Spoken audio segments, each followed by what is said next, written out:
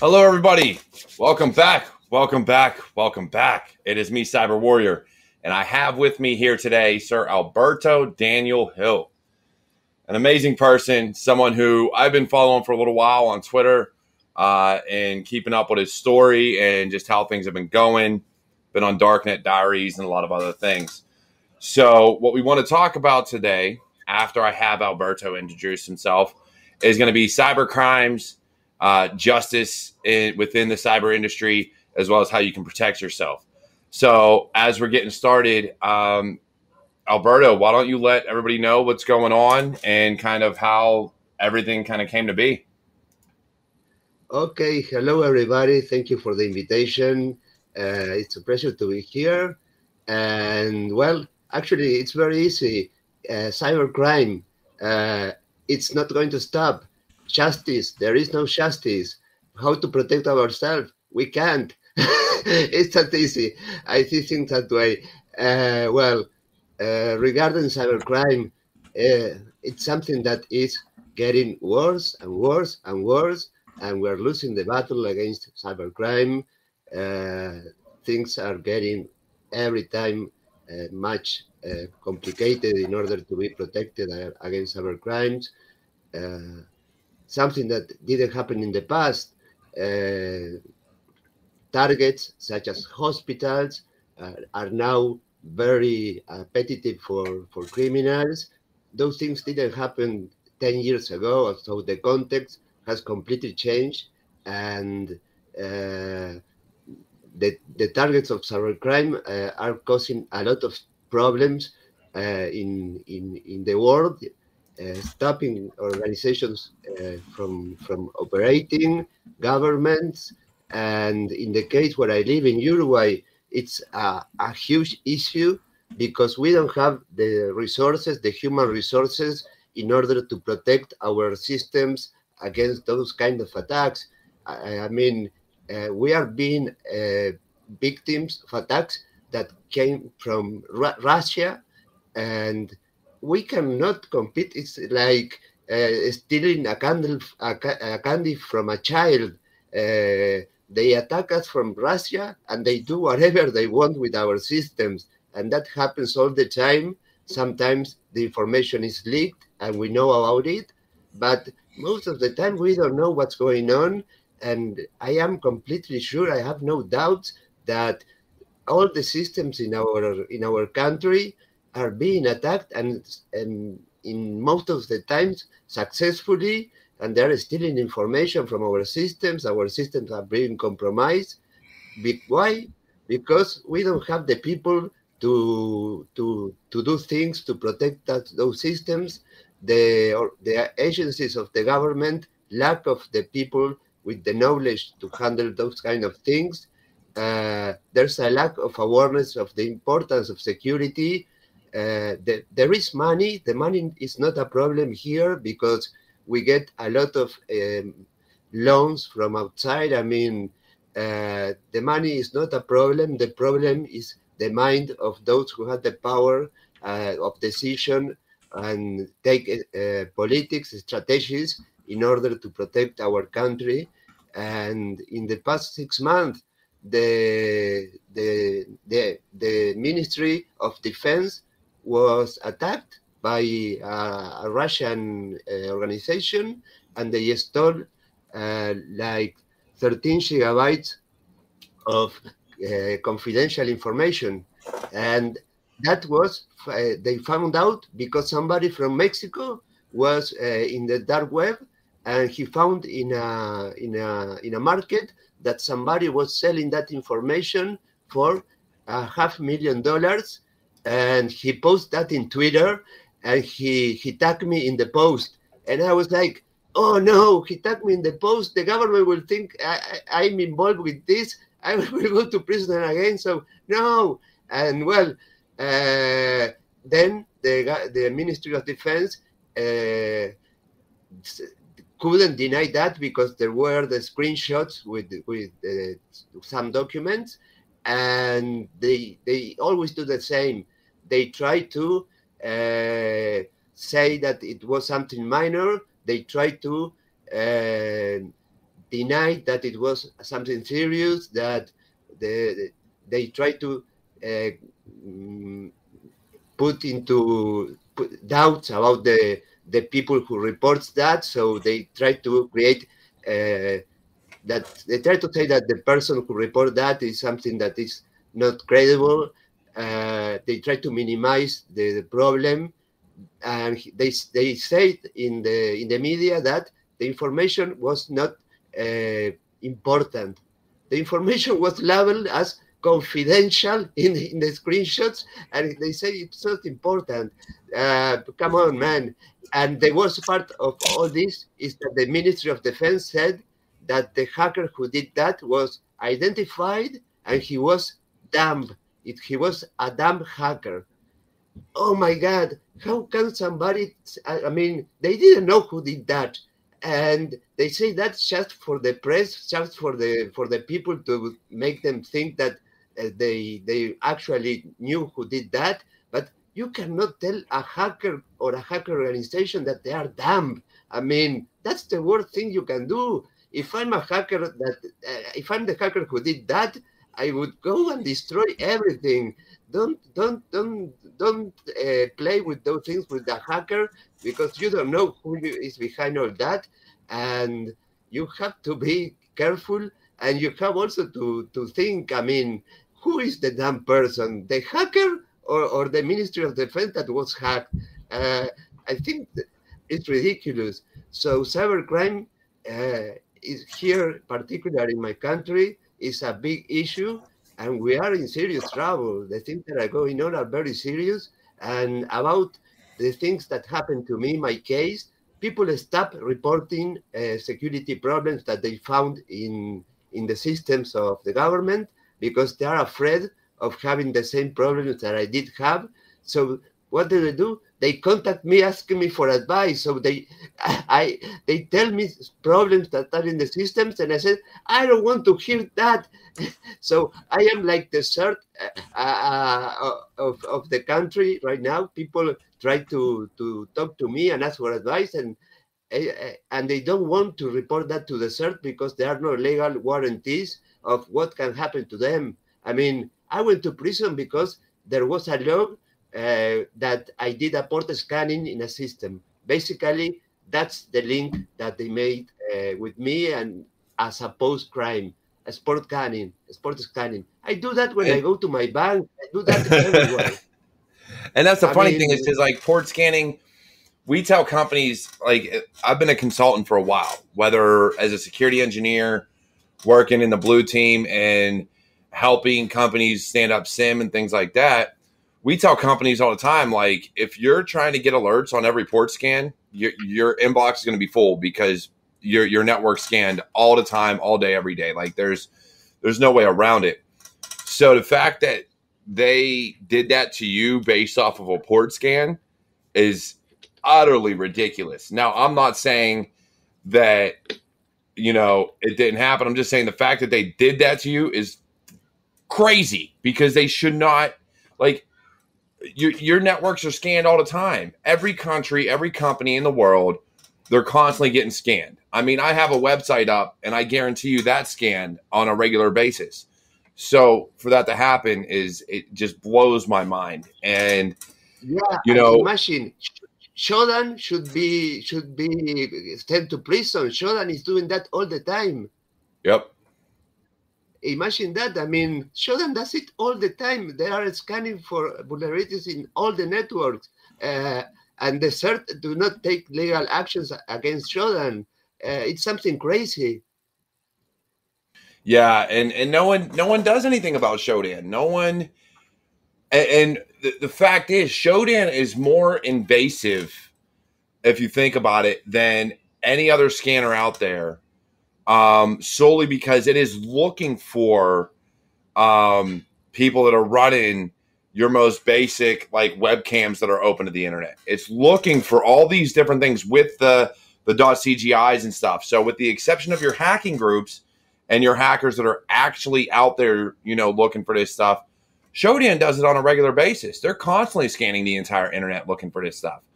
And so a lot of people, you take any security researcher, that's not what we do. We go to a site that maybe has a bug bounty on it, and we're like, okay, what can we do? What can we find? What's there? What might not be there? Or we're a pen tester, and we've got a contract with a company. So the fact that scans are getting people arrested just boggles my mind. And ever since researching and listening to your story, that's always boggled my mind. And one of the questions that we had, and actually I got to scroll up and find it now. Somebody asked, wow, Washington Beer is here. Oh my God. Hello, Washington Beer. Yes, Washington Bear has showed up. Davin Jackson's here. Eric is here. One of the questions, though, is, are you saying that we need more people to work in cybersecurity? Now, in Uruguay in particular, because of where you're located, is that, I know it's an issue in the U.S. Is that an even bigger issue where you're at? It's much, much, much bigger here. I mean, the problem here is huge. The people that work for the government agencies, for example, in IT, they are programmers, and they don't have people actually that work in security. The Direction of Identification of the country that holds all the information of all the citizens, it's the agency that is in charge of creating the IDs of everybody. So we go there, they take us the pictures, our fingertips, our biometric information that is stored in a chip. And that agency was hacked in December of last year, and it was only known because a journalist released that information because an insider, was so upset that happened that he leaked the information to the journalist. And the person said, we are only 4 people working in IT, and I have mentioned many times to my boss that we have potential security problems, that we need to improve the security of the system, and they didn't pay attention to those the request. They didn't consider it important, and then they got hacked. Then after that, the Ministry of the Interior said that it was not a big issue, that nothing was stolen, but then he attacked the journalist who published that, and I was interviewed on the radio. That was interesting, and the fact is that they found out that they had attackers inside the system for 2 months. 2 months were being inside the network of that agency that has the information of the 3 million people that live in Uruguay is stored there, and they didn't have backups. That's the worst part of all that. They didn't have backups. So that's terrible. With this that I'm telling you, you can have an idea of how bad the situation is here. We are like exposed. We are like a bank that has its vault open, and you can go grab the money. I mean, for people that work in this field, listening to this reality is something that you cannot believe it. It's like, this can't happen. This is a lie. But no, it is real. It is my like my story. My story sounds crazy, but it is real. It happens. It is happening here. Oh, definitely, and I completely understand and believe it. And that's the crazy thing is, I mean, I look at what happened to you. I look at what's going on in the world, and the fact that in other countries, in Uruguay, and even more countries than that, how bad the security is. Now, don't get me wrong, in the U.S., I personally think we're horrendous with our security. But the fact that, from the stories you tell and just the prosecution and the way things have gone with yourself, is just, it really puts a hamper on securing anything, because now, whereas here we have the ability to use HackerOne or BugCrowd or, even get pen test gigs, it seems like there, if anybody were to just run a port scan, like, nobody's going to test the network. So you just have hackers exploiting everything. And hold on, let me correct my statement. You have criminals exploiting things on a regular basis. And that's the sad part. Saying that, we do have a question from Osington Bear that says, CAPTCHA says, prove you're human. So I'm just wondering, I mean, because, I'm not, and then we got, I'm not human, I passed CAPTCHA. Is that an exploit? So Osington Bear got past CAPTCHA. So I don't know. I'm not talking about captchas because that was the first issue that I was able to avoid in the medical system that I access with admin. The first thing was getting rid of the captcha that was being shown, and after getting rid of the captcha as a control, I put admin. So my first step into entering into this hell was getting rid of a captcha. So I don't talk about captchas. So saying that, though, like I said, we're here to talk about, we know cybercrime is huge. We've seen the ransomware. You've seen the hospital systems. I've read the news articles all across the U.S., Europe, Uruguay. I mean, hospitals are getting hit like crazy now just because of how out of date their systems are, truly. Beyond just the security flaws, they're just extremely out of date because they have these older operating systems that companies haven't come around and upgraded. They're not offering software to upgrade it. And if they are, they're taking advantage of the hospitals by forcing them to pay more money. And we're talking millions of dollars to get a lot of this stuff fixed. So we know banks were on COBOL code for God knows how long.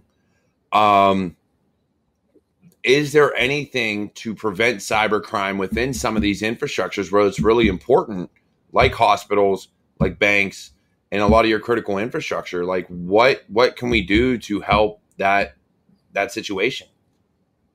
Well, what you mentioned about, first of all, about the USA, that you consider that the situation is also bad.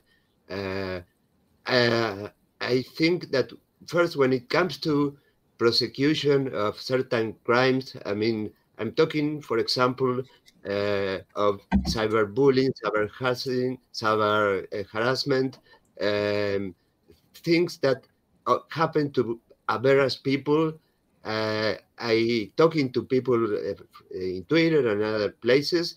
They tell me that they are frustrated because law enforcement do not take into seriously those things, and they basically do nothing.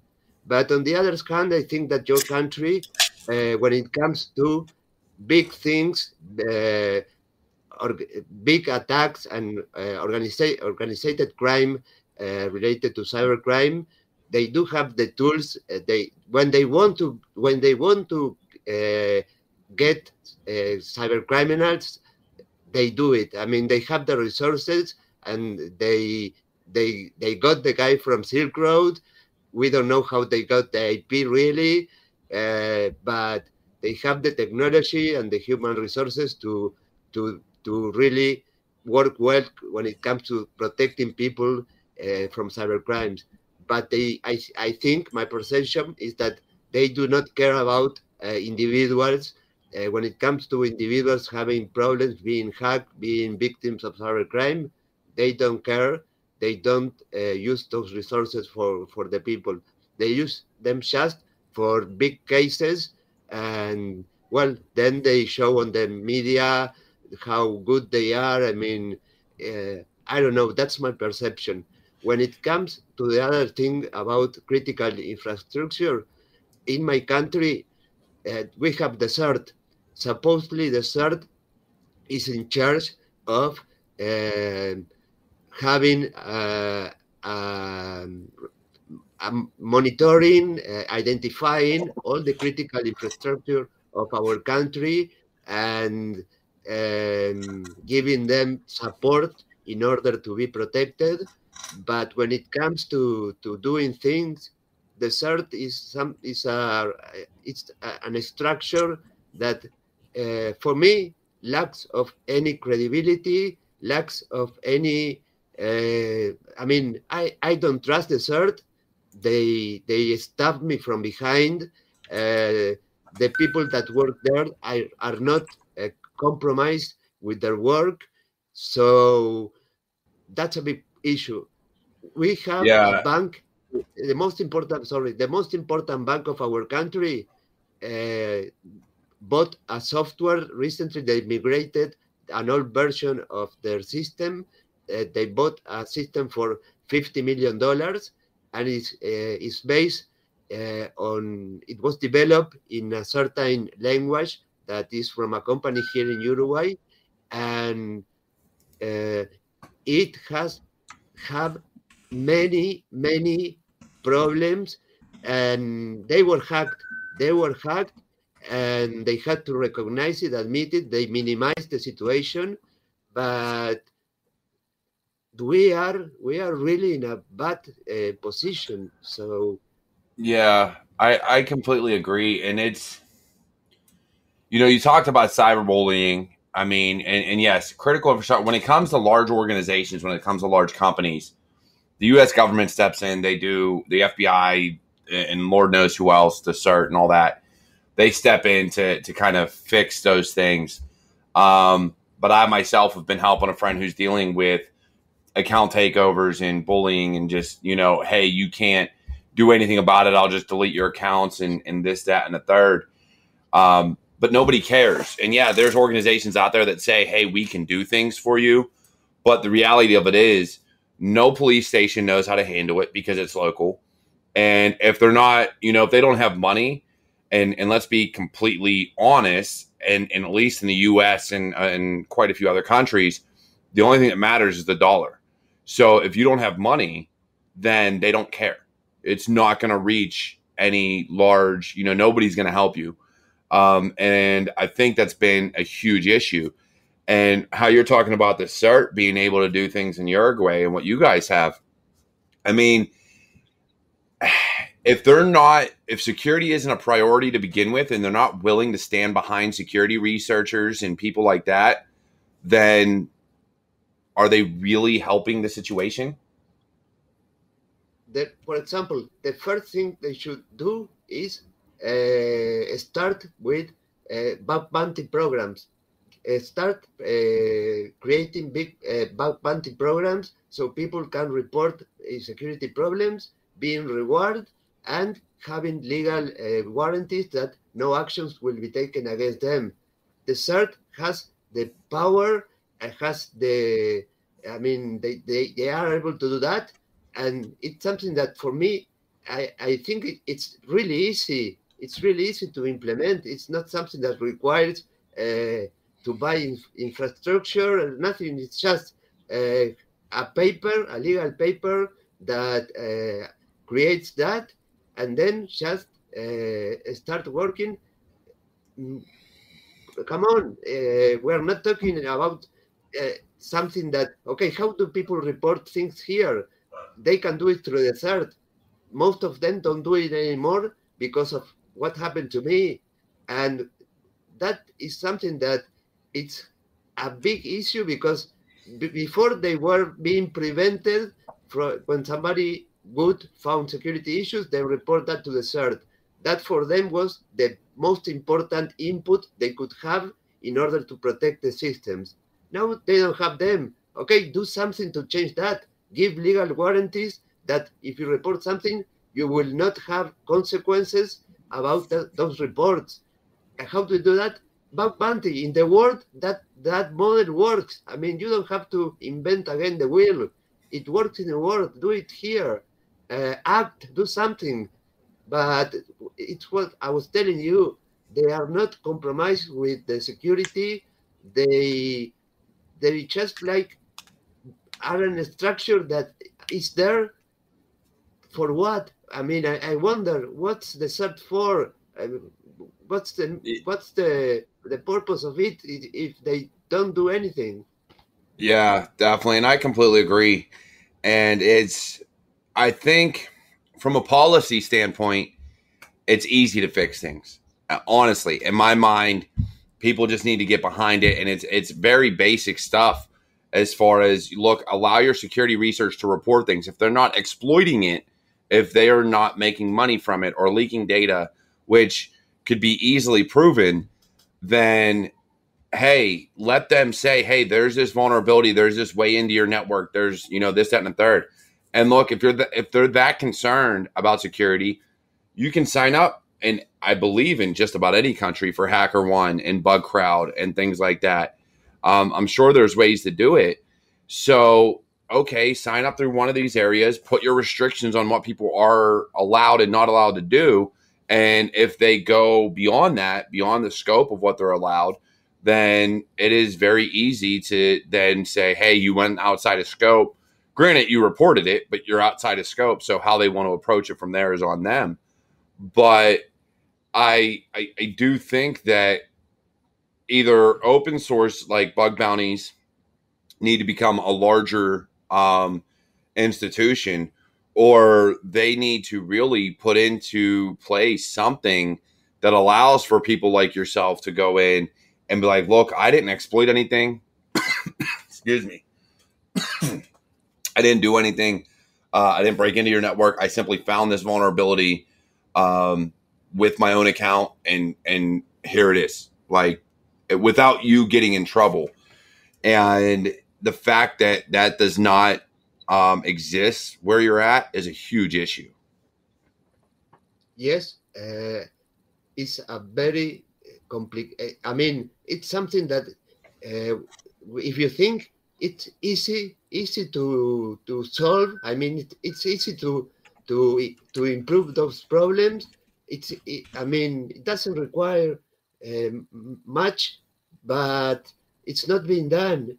And as you also mentioned earlier, the systems are mostly old. They were programmed years ago. They weren't developed using a secure development cycle, and they surely have many security flaws issues. And to upgrade or correct those problems, wow, yeah, that requires a lot of resources, and it's a headache to fix those things. And we have plenty of those scenarios where private organizations and from the government and public organizations are running programs that were created like 20 years ago. And to enter into that code, you have to be a magician. I mean, you have to be I don't know. And the thing is that when it comes to critical infrastructure, when it comes to critical systems, you don't have to think twice. You have to take security seriously. You don't have to doubt or to stop doing things. You have to do things and establish controls, protocols, a baseline that says, okay, you are let's suppose a hospital. The baseline of security is this one, and we will make an audit on that. You have to comply with that. If you don't, you have to shut down the system. You cannot operate if you don't comply with this baseline of security that is a must. And in Right. the USA, for example, if a medical provider has a data breach and information of medical records are being leaked, the government puts a fine according to the number of records that have been leaked. So if they leak 10,000 records and the fine for record is $10 to say something, they have to pay $100,000 for the leak. Okay, and they have to inform the people that are being victims of that the information has been leaked. Here, it's all silence. Don't speak. They don't tell people when their information has been compromised. Well, that's something that is also for me terrible. Oh, People for should be sure. notify when their information has been compromised or there's a possibility that the information of them has been compromised. They cannot say nothing. They have to tell people, I want to know if my medical information was compromised, leaked, or was potentially leaked. I want to know because I am the owner of that information. It's my life. It's my information. And I have the right to know what's happened and who has that information.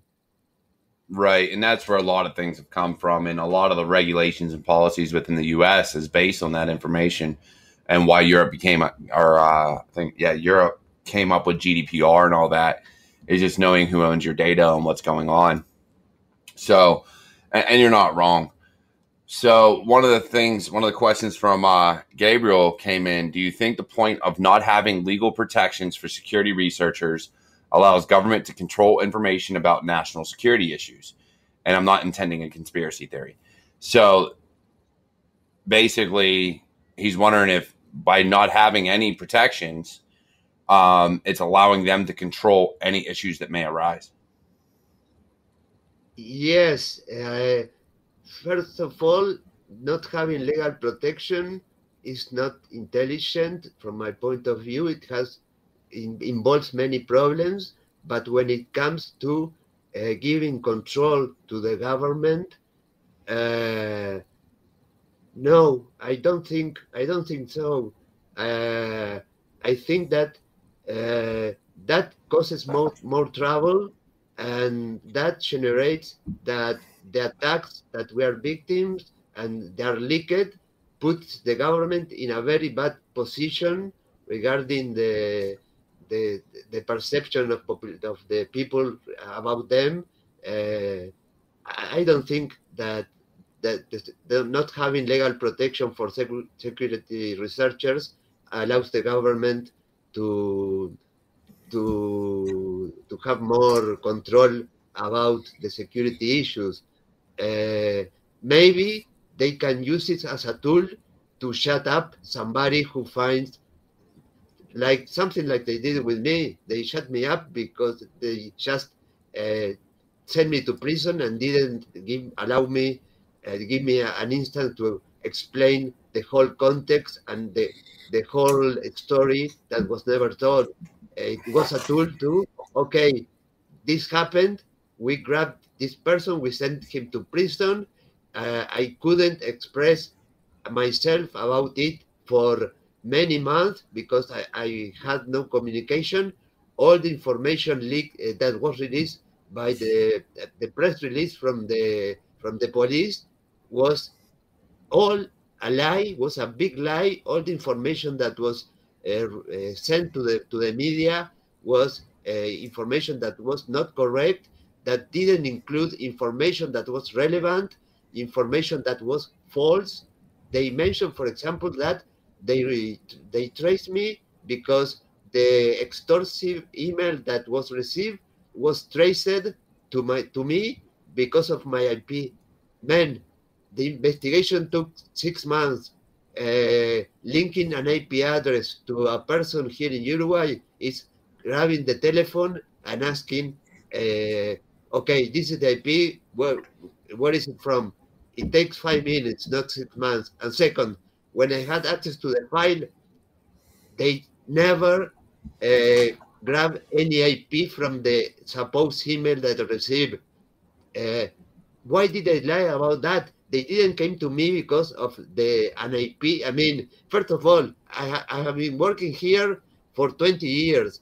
Somebody who has worked for 20 years in cybersecurity normally doesn't send an extortive email from the IP of his house. Normally, sometimes maybe we do, uh, but come on.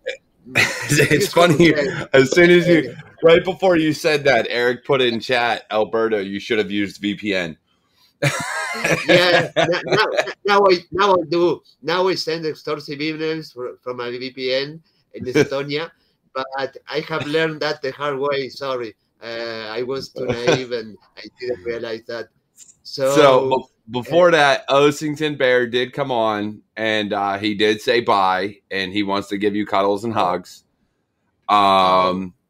He's so So sweet. he had to leave. Unfortunately, Osington Bear had to leave us.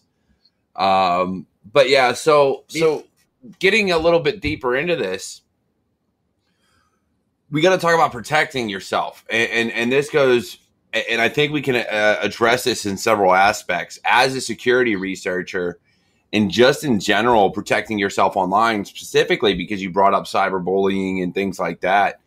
And of course, I've had issues that I've been dealing with a friend of mine, and account takeovers. So when it comes to protecting yourself, what is the best course of action you have been able to do to protect yourself online as a security researcher and somebody that works in security? And then I'm sure with everything you went through, you had to deal with some backlash from it from other people. So what have you found the best way to protect yourself with that? Well, unfortunately, after what happened to me, I had to reevaluate the way I was doing things. And after being released from prison, I mentioned that I found two severe security issues in two important systems that I didn't report. I just for my ego, I took a snapshot. I encrypted it to have uh, as a good memory of the moment that I could access to certain system. But there's no way, not in this lifetime, I was going to report that. I mean, but on the other hand, it made me feel like guilty or bad because I was I was in a system and I was thinking, okay, if this is not fixed, somebody else, maybe a bad guy, can do the same. And I won't mention what system were, but they could affect a lot of people. So, but uh, I couldn't report that. And everything I did was obviously like before using VPNs and all kind of protections. But when I first did my report about admin, the email I sent was, okay, I could access with admin to this website. I gave the URL using this IP address. So come on, here it is. 2 months before the supposed attack in the medical provider happened, I report a huge problem in an insurance company because I had a car accident and they sent me an SMS with a code to enter into the system and track the process of the insurance. And I found out that I could access to all the information of the insurance company, all the complaints, all the information about all the accidents, car accidents, the medical information linked to those accidents. So I sent an email to the CERT and I said, okay, in this insurance company, I found this and I could access to this and I use this IP address and I grant you the authorization to use my code to enter the system to check that out. So I was giving them everything in their hands and trying to protect. I mean, I access from this IP address using this username and this PIN code, and you can use it to confirm it. I mean, I was granting them all to check that and act accordingly. I have always been very careful with when it comes to that. My only mistake was to send an email from my house being extorted without using a VPN. But see, the crazy part about that is, I don't mean to cut you off, but what blows my mind is you gave them every possibility to correct a flaw. And with everything you've done, you've always given them the opportunity to correct their issues, and then you got arrested. And it blows my mind because here in the US, we talk about, especially when I talk about protecting yourself, it's always use VPNs, use a wireless network that's not yours. So go to a public Wi-Fi somewhere, send emails over VPN, use things like Proton Mail or anything that's going to help encrypt your traffic. And you use all these steps. But at the end of the day, you know, even if you would have done that, yeah, you may not have gotten arrested in the back end because you could have like hidden your traffic all the way around from everything you've done, but they still wouldn't have fixed the issue. They still would not have addressed the problem at hand. And that's even worse. And we wonder why. And I see this in companies to this day as a consultant, where companies really drag their feet on fixing security vulnerabilities. Now, when things like Print Nightmare come up or whatever, they're like, oh, okay, we got to fix this now. But you see some of these things that it's like, hey, if you have this vulnerability and you have this vulnerability, you're screwed, because now they can just creep their way all the way through because of how it works out. And they're like, oh, yeah, but they're low. Yeah, but a low plus another low. Come on now, we're building up here to something. And so it really turns into this issue where we have to protect ourselves as security researchers. Anybody. Look, and Alberto, I mean, you felt the wrath. And there's one other person I know of that felt the wrath. And for the life of me, I can't remember his name right now. All I know is he went by the Robin Hood hacker. And he got thrown in jail by the New York Times. And because he reported a vulnerability to them they didn't want to fix. Unlike you, he decided to be an asshole and start abusing their systems. Like, hey, I reported this. You don't want to fix it. You don't want to hear me out on how to fix it. All right, fine. We're going to start using all your paid systems. And so you did something he didn't do. I mean, granted, you both reported it, but when they turned him down, he was just kind of like, all right, fuck you then. I'm just going to use it and tag. I'm going to basically put a signature in everything I do. So he got thrown in jail. So it was, he did something worse than you did, but it took for him to do that to get thrown in jail. Whereas what you have done has been all legit, has been all, look, I found this. I didn't abuse anything. I didn't do anything wrong. I'm literally telling you I found this. And so I think when we look at the aspect of protecting ourselves, we really have to consider the fact that different countries are going to have to address it in different ways.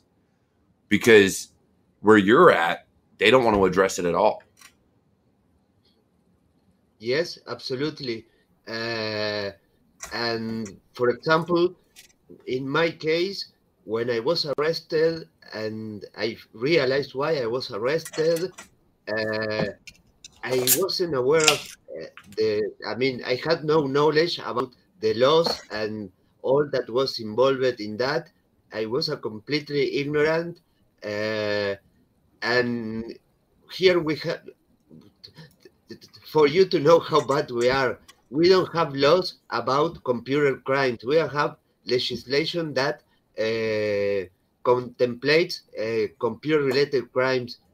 In the USA, you have, you can commit, you have plenty of laws. I mean, everything you do might eventually be a crime in the USA. Here, there are no laws regarding computer crimes. Everything is prosecuted by analogy. For example, in the case of this extortive email and extortion, it was filled, and the case was under the name of extortion, as a typical extortion from last century. I mean, you But extortion. but how did they Yeah. get you for extortion when you didn't even ask for anything? You simply said, "Hey, this is No, this is because the fucked. You medical might want to provider. fix it."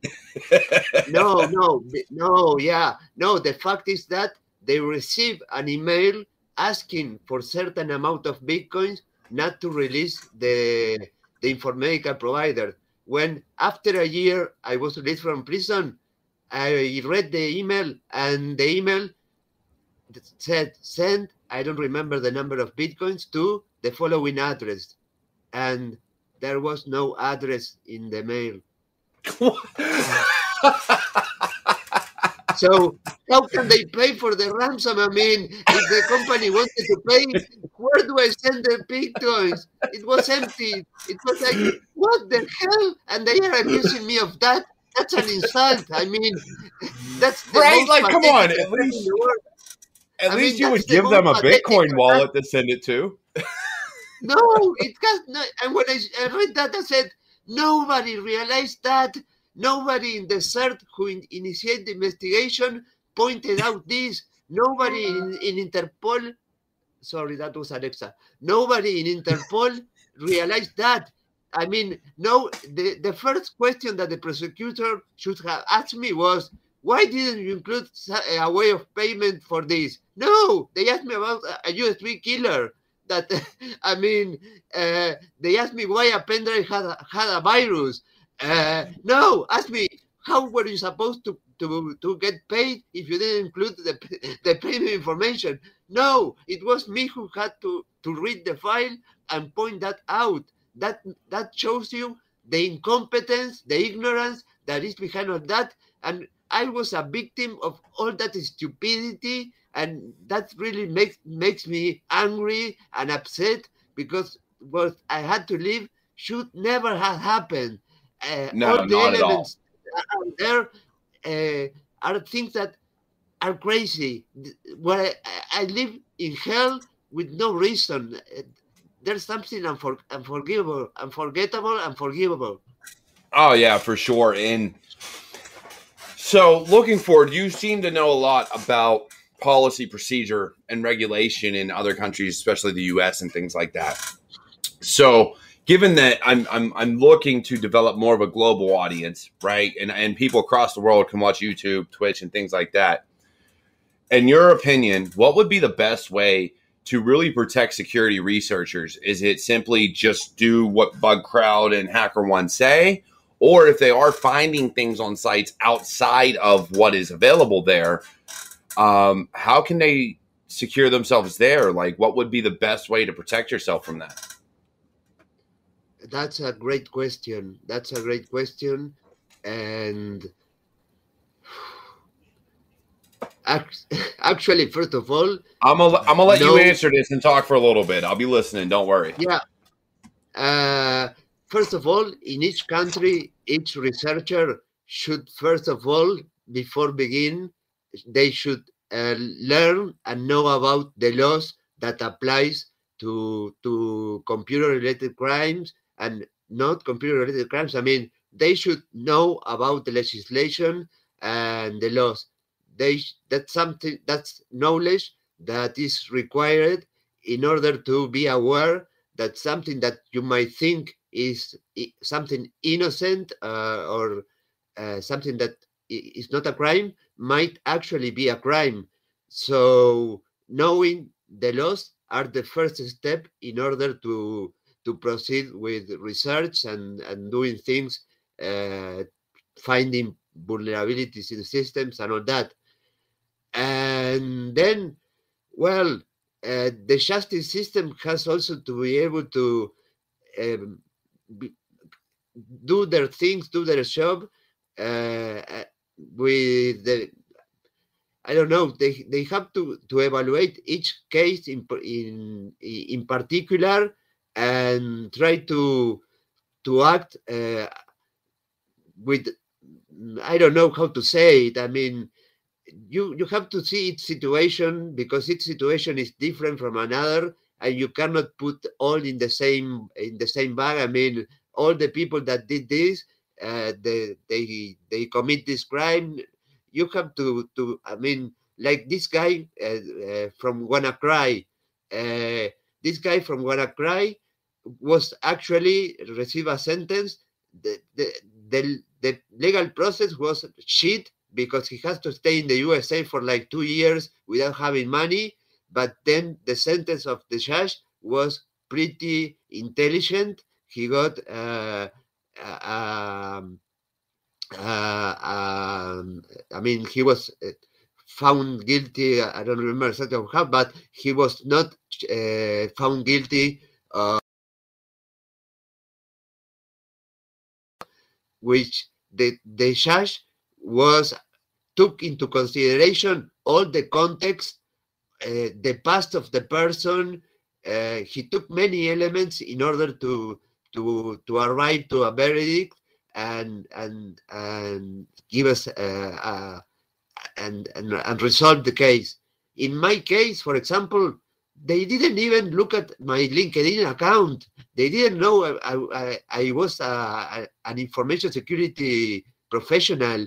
They didn't know what. They don't know what OSINT is. They don't know what open source intelligence is. If they go to my LinkedIn account, they can see and they can expect what to find in my house. When they came to my house for the search warrant execution, they were all surprised by the things they found. Okay, guys, this is the house of a person that has been working in security for 20 years, is very curious. His life is about hacking and security. He loves that. He has all the gadgets, all the tools that are available, because he loves to play, to research, to learn. This is not strange. Look at his profile. It completely fits the profile of a person like that. No, all they thought was, okay, all these tools are weapons of a criminal. That was the mind of the police. Oh man, come on. Give me a chance to explain all this first, and before that, do your homework. I mean, use open source intelligence. You put Google in my name, and it will show up who I am and what I do. They accuse me that they say that I used to access to sites related to Bitcoins, so that was a confirmation that I was guilty, because they were monitoring my activity on the internet using a software for espionage without a judge order, and they said to the press that I was accessing to sites related to Bitcoins. If you look for my information, I was working with Bitcoins. I was completely full-time working with cryptocurrency. So yes, I need access to sites related to Bitcoins, of course. But no, the interpretation was he accessed to sites related to Bitcoins. He is guilty of asking Bitcoins for this, and asking Bitcoins without. I mean, I have experience also in cryptocurrencies, and it's completely crazy to think that I could have sent an extortive email from asking for ransom without putting an address to deposit the Bitcoins. That's crazy. I mean, nothing makes sense. Sending an email from my IP of my house, sending a ransom request without a wallet, that is an insult for me. I mean, I feel aggravated. Because you don't do this for a living or anything, Alberto. Not at all. I don't get it, and I feel so bad because you've since getting out, you've come a long way, and you've been doing a lot, and you're doing a lot of good in the community, and I really respect it because you're putting out a lot of good information and allowing people to understand that cybersecurity is different based on where you live.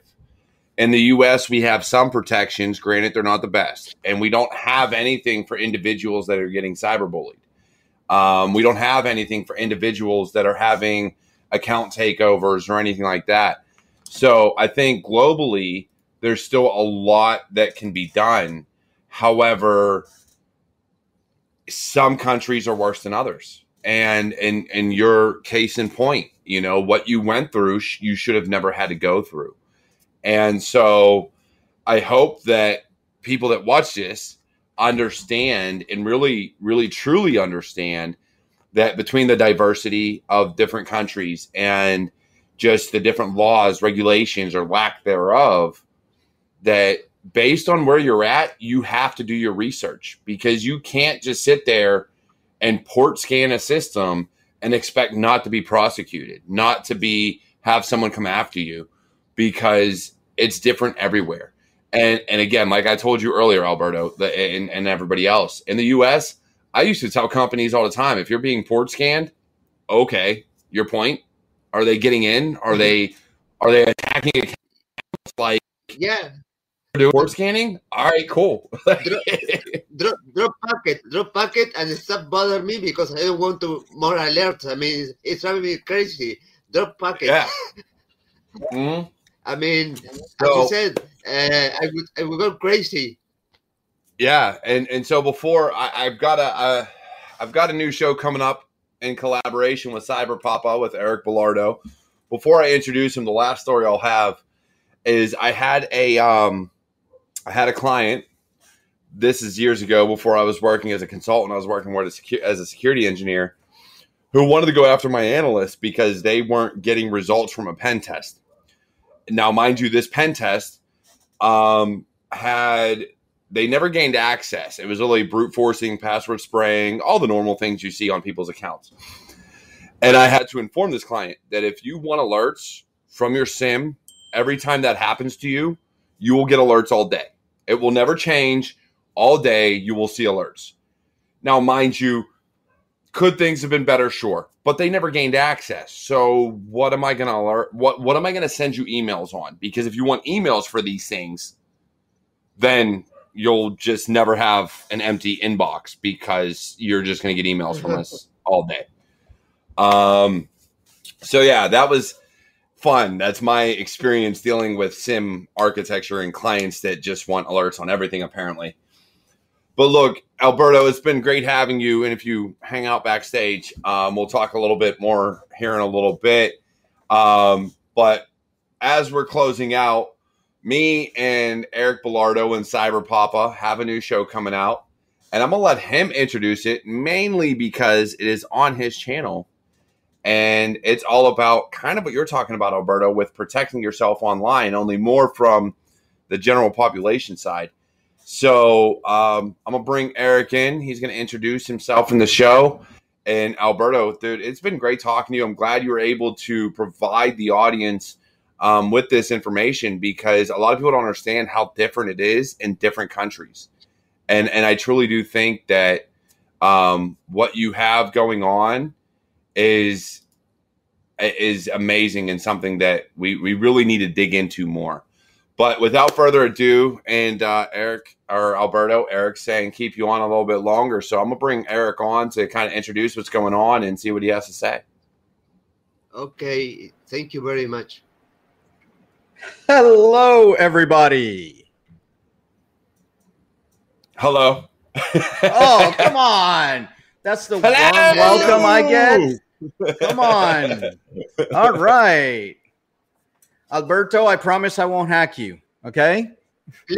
Please, sir, will you give me your credit card, please, sir? And sir, please, can you teach me to hack, sir? Please, sir. Oh my God, that's a nightmare. Stop it. No more. All right, guys. Well, Alberto, I've been watching, I've been moderating the chat, and it's been a wonderful show. In case some of you didn't know, Alberto did a Spanish-speaking Twitter Spaces last night. And because of him, I didn't go to sleep until almost 12 o'clock midnight, because it went, I think, 3 hours that you guys did. Yeah, it was amazing. I really love it. It was wonderful. I mean, and I could have keep talking for like 5 more hours. Yeah.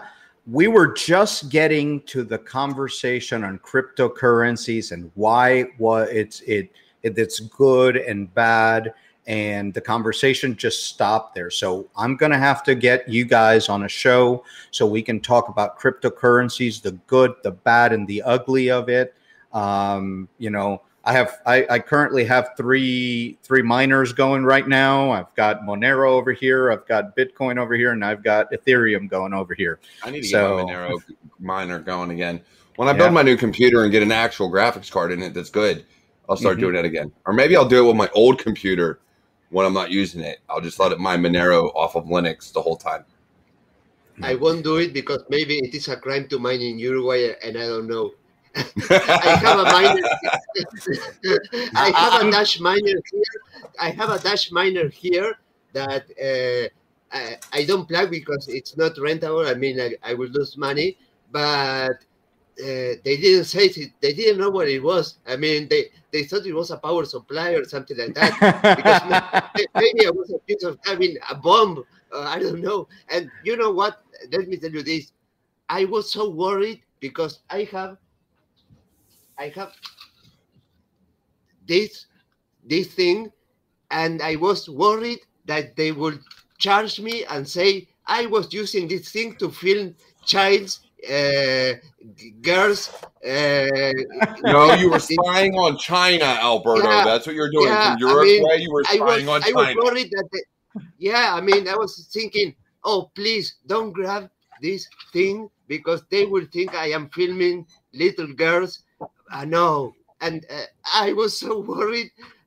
It was like I was so in the hands of people so stupid that could interpret anything from reality. So I was really scared of that. Well, I'm going to say this in Spanish, okay? Tú tienes que mudarte a los Estados Unidos. I just told him he got to move to the United States, man. I was going to say, I don't understand Spanish like that. I will say this in plain English. I will have to marry you first to get my green card. Oh, look at that. That's not true anymore. I'm not going to say why, but that's not true anymore. You'll be all right. Well, hold on. I go to the dark web and I buy a fake green card, man. I do that all the time. Go. I mean, what's the problem? I mean, just go to Florida. You'll be all right. But use a VPN. Look, look, man. Sir, can you teach me what's VPN to use, sir? Please. Look, I love you guys, and this is great. But truly, Eric, Cyber Papa, we have a big show coming up. That's correct. That I think will help a lot of people. And me and we have been talking on offline for a while, solely based off of you reached out to me off of what I've been doing for Lady Frost, a wrestler, a professional wrestler, and a friend of mine, a very dear friend of mine. I grew up with her husband and everything else. And we're still dealing with the backlash of that and some more nonsense. And so when you reached out to me about your show and you reached out to me about some other things you're doing, it really hit home for me.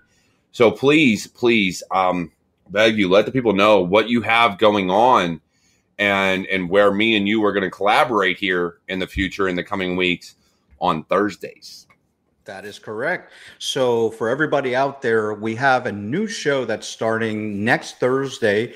It's called Cyber Papa's New Battlefields. And the content of this program is to show people what are the current news, important information on cybersecurity, online safety, things like misinformation, disinformation, which is a hot topic right now that you see people putting things in the Facebook and the Twitter and all of those different things. What we want to do is bring in some guests, bring in some people and be interactive, kind of like what we did today here with all the questions, but we want to make it interactive. We're going to have a panel of experts in those fields talking about what is the hottest things that are happening in those themes, and having you as the audience be able to ask questions, interact with our guests, and much, much more. We're going to be doing some giveaways. Please make sure you tune in Thursday, 7 o'clock on Eric Bellardo Cyber on YouTube. Look for it here. And if not, hit us on Twitter. Cyber Warrior, myself are going to be co-hosting this new series. So hope to see you all there. Hey. I will do it. Don't hurt me, please, sir. Sir, please don't hack me, please. No, it's going to be great, and I'm really looking forward to it, man. Alberto, again, it's been a pleasure having you on this show. It's not often due to time differences I get to have people on from different countries. And as someone who really looks into and really wants to understand the issues globally that we face, I really appreciate you being on. And I hope that things kind of get better for you. I hope things get better in Uruguay as far as you being able to do security research and not have to worry about the repercussions. And for all those from the U.S., look, don't go off and start pen testing a site without authorization. And if you do, please use a VPN to report it in an anonymous email and go to a Wi-Fi cafe and all the other stuff to protect yourself. Well, use the correct the bounty, the bug bounty. Oh yeah. Make sure you've got the right information. Make sure you go and see if those companies have a bug bounty regulation and they have a procedure on reporting. So if you do that, you'll be just fine. Yeah, for sure. And like I said, if you haven't picked that up, look, I know a lot of people don't like the author. We're not going to get into the author of it, but look up the Robin Hood hacker and understand what he did wrong, and you'll do a lot of things better, at least within the U.S. Yeah. And also Alberto has a great book on his experiences. It is a very good book. You can find it on Amazon as well. So I think that's going to be that's also a good learning resource for you guys. I need to get that book there, Alberto. Right there. I'm going to have to buy that when I get paid. I have it over there. I don't get paid from this, so I'll have to buy that when I get paid from working. Well, let me tell you one thing. An hour before going online, I was searching my name in Bing.com, and I found out not this book, but the short version of it was available to download from Torrent. And I got it from Torrent, and I was reading it, and I said, what the hell? It's on Torrent. And I said, great. I mean, people can access to it. Information should be free. I don't fucking care. It's not for the money. I mean, I want to spread my story, and it's available for free on Torrent. Exactly. And look, and I completely agree with you. Information should be free. But understanding at the same time, and this is where brain power comes in, we have to make a living. So, saying that, before I sign off, I do have Patreon, I do have Cash App, I do have Buy Me a Coffee. It's all in the description in YouTube. You can go to bio.link/Cyber Warrior Studios. And you know what? Let me throw that up there for you real quick. And sorry for interrupting you. I mean, people should collaborate with you because you're doing this, and it takes time, it takes equipment. So it's important that people support you. And I will ask people also to support me in a change.org petition that I have to change computer laws in Uruguay, that you can go to my Twitter and I will retweet that so it will appear on my... retweet that and tag me so I can share it, because I will gladly spread the word, because hearing your story, and I do got to go back and listen to the Darknet Diary story, which... if you're looking for a great podcast beyond Security Happy Hour, Darknet Diary is a great podcast, and Alberto was on there to deliver his story and episode 25. Listen to his story. Episode 25. Yep, and it's a great story. It gives you the background, a lot more background on Alberto than we got here today. And seriously, send the change.org out, Alberto. Tag me. Tag Eric, we'll spread the word, and I'll definitely sign it in a heartbeat. I didn't even know you had one of those out, so please tag me so I can see it and sign it and help you out. And again, Eric, thank you for joining us late in the session to do our collaboration video that we got coming out. Follow Eric on YouTube, eBellardo73. Please follow Alberto. Again, the links for Alberto and everything, his Twitter handle is all down in the description of the YouTube video. So if you're not on YouTube, you might want to get there because that's where everything is at. Actually, it's on Facebook too. This one was live on Facebook. He doesn't use Twitch. Look, I use Twitch, but I can't put a description in there. Okay, guy? It's on Twitch. I'm on Twitch, but I can't put a description in. So you got to go over to YouTube or Facebook to find the description and the links down below. And look, it's been a pleasure having you all on here. I love you all. And please be safe this weekend or whenever you're watching this. And I will catch you all next time. Thank you, guys. I love you. Thank you.